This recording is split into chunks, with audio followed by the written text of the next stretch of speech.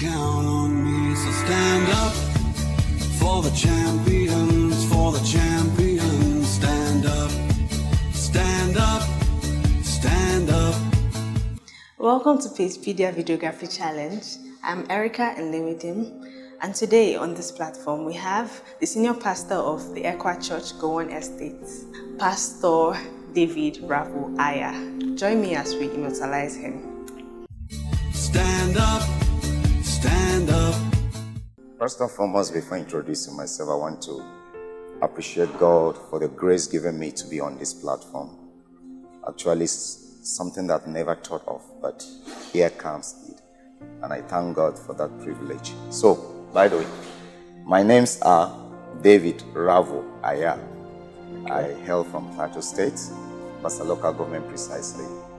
A Miango man by and Iruga man by tribe.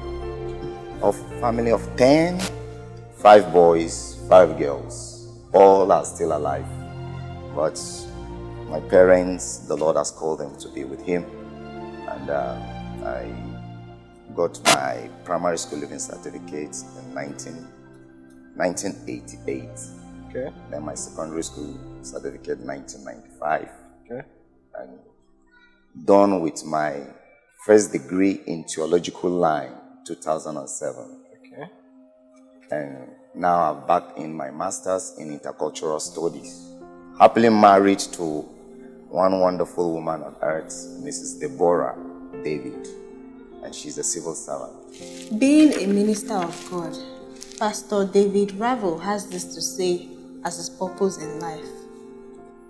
My purpose on earth hinged on only one thing, to glorify God. So, and that encompasses so many things one have to do. Because in whatever thing you are doing, either eating, drinking, walking, talking, whatever action, you must do it to the glory of God. So that is what formed my philosophy on life, that I am here to glorify God. I must forge ahead to do all I can to bring glory and honor to God. The journey in life, they say, is a gradual one. So how did he attain this height? Well, I am still seeing myself climbing. But then I really appreciate God for those whom the Lord has used in my life to impact my life on one word or other. First and foremost, I appreciate my parents for sowing into my life. Second, I also appreciate so many men of God that I came across to, and they have done all they could. And I really thank God for their lives.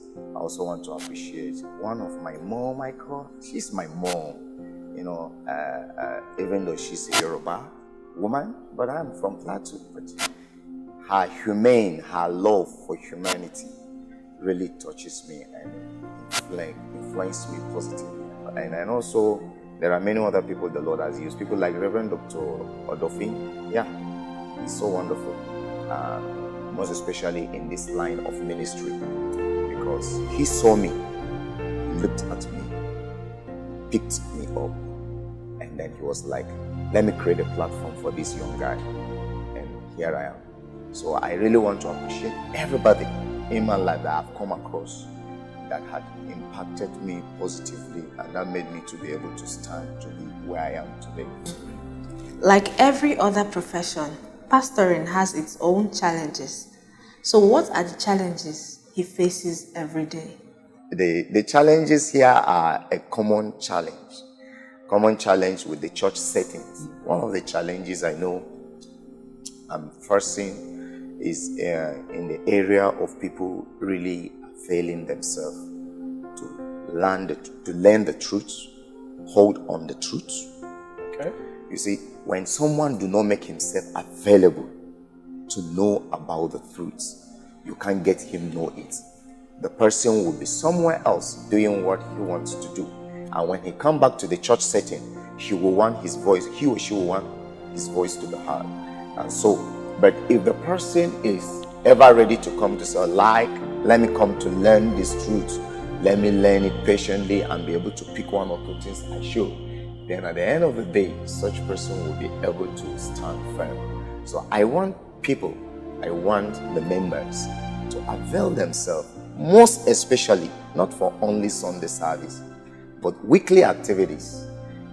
Many people are becoming too religious to a point that they only come to church on Sunday. After that, they are done. But spirituality or change of life, transformation of life is not only a Sunday thing. Sunday is a celebration, but the real thing takes place within the week. So, and that is what is affecting many people especially in our society today. Go to church on Sunday and they are done. Until when they are in problem, you see them praying heaven on earth. But you know what? One needs to seek God even when things are rosy with that person. You need to seek God. You need to hold on to God. You need to live for God. You need to trust Him because He said He is able to do, and He will continue to do that. So in the face of every challenge, I am seeing every challenge as an opportunity, because life is full of challenges, and every challenge has made us to become more better than we were, and to even discover ourselves as we've not before. So those are some of the things I've seen. So all the challenges at first here, I am counting it as a plus to me. I'm not seeing them as negative things, but I'm seeing them as a plus, because it's helping me to rediscover myself. It's helping me to be able to prune myself, to do away with the baggages I don't need to hold on to my next level.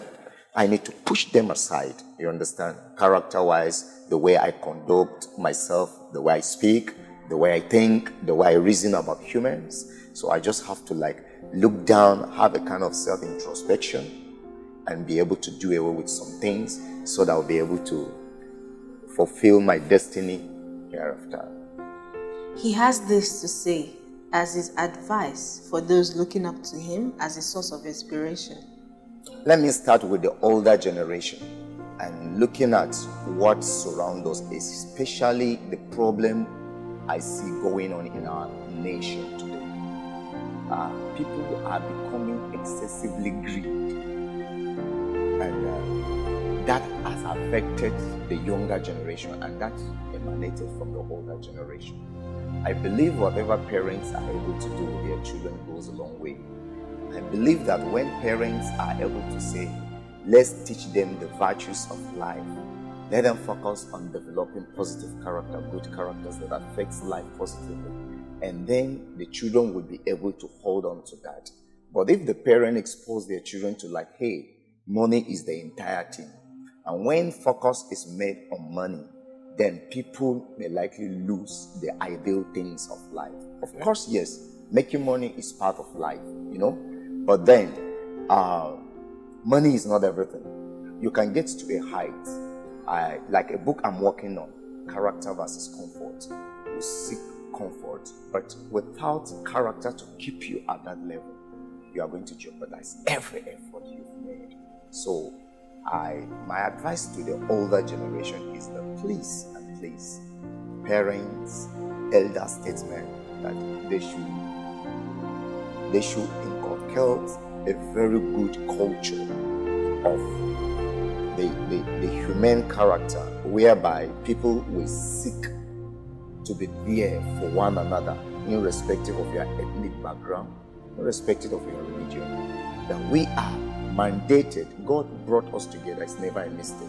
So we are mandated to be there for one another and to uphold each other. So that is my advice for the older generation. But now, to the younger generation, it's what the children sees going on in the society, they follow suit.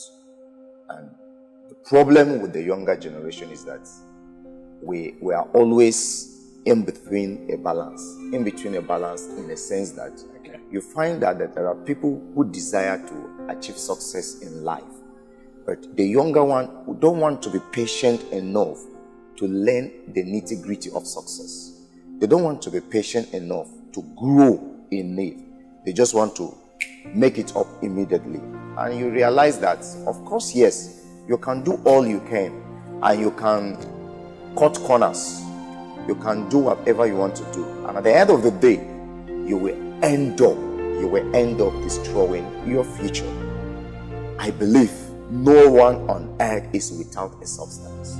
Everybody, God has given one gift or the other, and such gifts are meant to take you to a great height. So all what the younger one needs to do is to seek to develop a formidable character, a character that will portray them, a character that will keep them, a discipline that will help them to maintain whatever height they may get into in the future. So younger ones, please be patient, be a good follower, and be obedient, be loving, stand firm in your faith, believing that God brought you to earth is not by mistake. Wherever you find yourself is not a mistake. Stand up, stand up. I want to thank God for everything, and I'm here to challenge some of my elder statesmen, especially in the organization I belong to. And this cuts across ministers and elders together.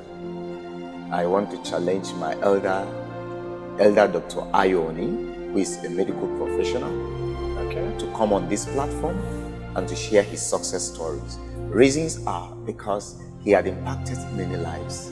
And even though I know that he's a person who doesn't always want to come up, but then when you are good, your work finds you out.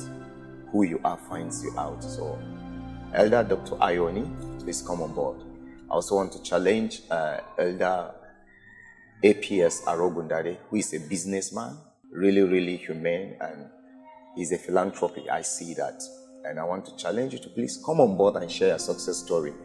Perhaps the younger generation will pick from that and get something, a message from you. I also want to challenge two of my other reverends, Reverend Dr. Ezekiel Adele, who was a chief accountant, but he decided to hold on to the ministry, but he's still practicing his accounting business. So please come on board, sir, so that you can also share a success story. The younger generation are looking on to you. I also want to call on my daddy in the Lord, that's the Reverend Obaino.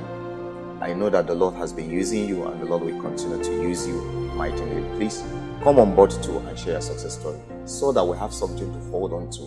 When your life is recorded, it can live many years when you have gone. So please, I call on you. Thank you very much. Join us on www.pagepedia.com for more videos.